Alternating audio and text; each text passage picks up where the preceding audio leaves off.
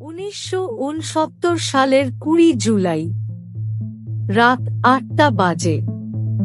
পৃথিবীর কোটি মানুষ তাকিয়ে আছে আকাশের দিকে, কারণ মানুষ প্রথমবারের মতো চাঁদের মাটিতে পা রাখতে চলেছে। কিন্তু প্রশ্ন হচ্ছে, কেন এত বড় মিশন? কেন চাঁদে যাওয়া জরুরি ছিল? একটা উত্তরের জন্য মানুষ চাঁদে গেল।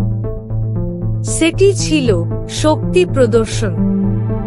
সোভিয়েত আর আমেরিকার ঠান্ডা যুদ্ধের সময় মহাকাশ হয়ে উঠেছিল প্রতিযোগিতার ময়দান। নেইল আর্মস্ট্রং যখন বললেন, "That's one a small step for man, one a great leap for mankind," তখন সেটা শুধু বিজ্ঞান নয়, রাজনীতিরও জয় ছিল।